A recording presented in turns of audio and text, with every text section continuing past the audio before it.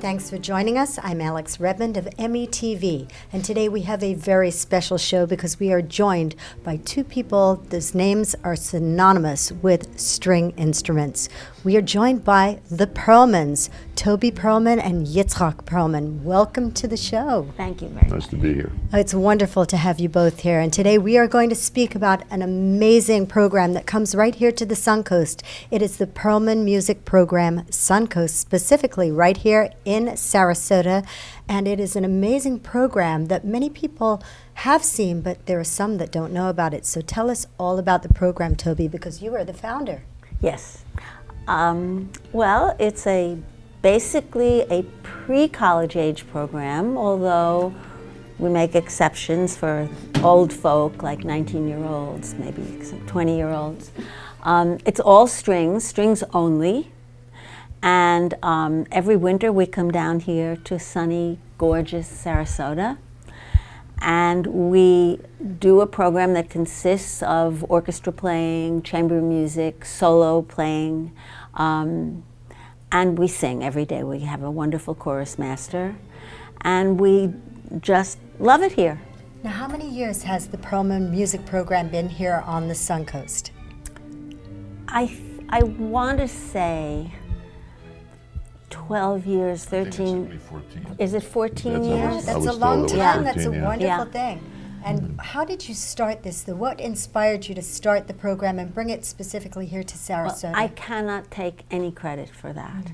It was at the suggestion of the husband of one of our faculty members. And they lived down here at the time, and he thought Sarasota would be a perfect place because it is a cultural town. And people here love classical music and ballet and so on.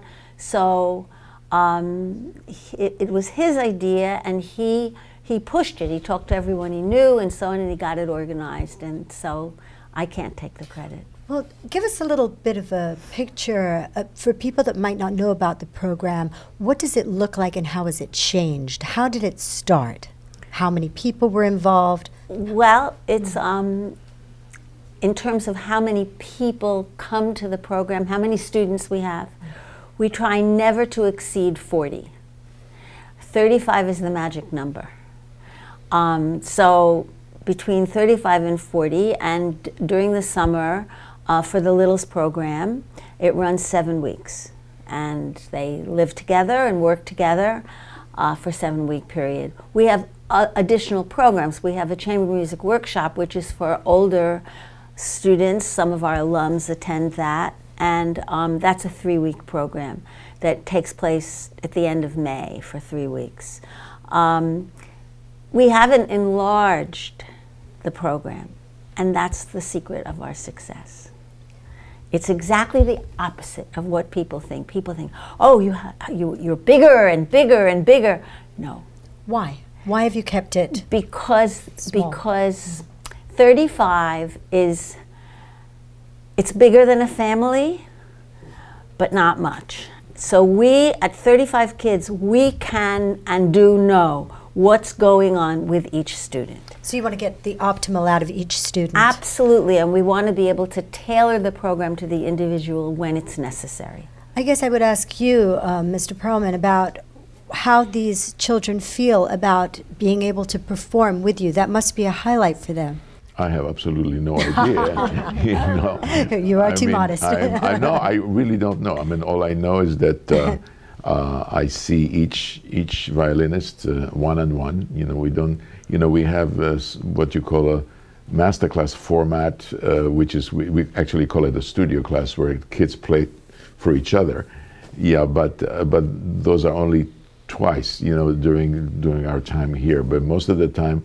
And as the same way as in the summertime in Shelter Island, I see each student individually one-on-one, and then I conduct the orchestra, and I am part of our chorus together with Toby, and that's a bait. Now I don't know. Do they think that it's great for them to study with me? I have no idea. You should ask them. I have no idea. Well, then what I would ask you is, how proud are you of this woman sitting beside me? Well, she is the Oh, the well. main, yeah. Well, she is the main. She started this whole thing. It was totally her idea. Okay, wait a minute. It was. I know. It was my idea, and I did start it.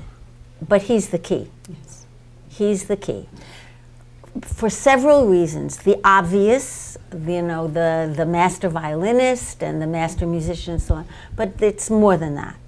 He really sets an example. He's a role model for them of how to be in the world. And that is something that it's almost intangible, an intangible quality. Is the music something that you carry beyond your performance on the stage and your rehearsals? Is this something that teaches you as a human being how to be out there in the world? It's a good question. It's a really good question. Because when you play chamber music, it's a give and take. What do you think? Well, absolutely. But it's a give and take, not only musically, but in many ways socially. Right. And whatever we do, like when we sing in chorus, it's a social experience. When we play in orchestra, it's a social experience. It's an experience that gives you the importance of doing stuff together. Not saying I'm my soloist and that's what I have blinders and that's all I want to do. It means that music is something that a lot of people together can experience, and in many ways and Toby is the one that's, for us, we are more proud almost the way these kids are colleagues and friends of each other. It's almost secondary. The music is almost secondary. Do they help each other in the class? Give me an example of how someone may help someone else. And they're so supportive of one another. It's really touching, They're coming out of competitive households. I mean competitive. A lot of them don't go to school. They practice all day long. It's sad in a way. But that's another topic. It's another interview. But they really support one another, and they applaud one another when they feel that, and they hug one another when they feel that. One of the things that you are known for is creating a very collaborative environment and a very supportive environment for the kids that are in the Perlman Music Program Suncoast. We hope so. We certainly try. Everything that we do, we think about just to promote a lack of competition. Things like, in the orchestra, for example, there are many places where kids compete for the spaces in the orchestra, for the place in the orchestra, for whether you sit in first stand or second stand. In our orchestra, we rotate automatically. So every movement that the kids play, I just put them in different places, and it's basically at random. Sometimes I get confused and I put somebody at the same place, and they said, "Why am I sitting in the same place?" I said, "I don't mean that, please." And sometimes we might at one point use one of those computer things where they can actually automatically put you in different places every time that you want. But that's basically what we do. That's part of the philosophy here.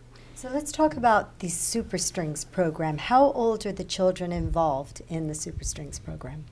My impression was that they started at 8 or 9. And finished at 17 or 18. There were some really little kids up on that stage.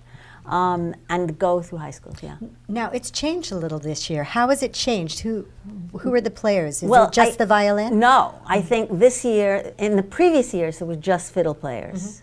But this year it was all the strings, cellos, violas, basses, and the level was, much higher? Much better, yeah. Yes, absolutely. Excellent. How do you think this opens it up to bringing more people in as an audience that are interested in the other instruments? I don't know. I think I had a feeling it was very successful and that people will tell their friends, and I don't know.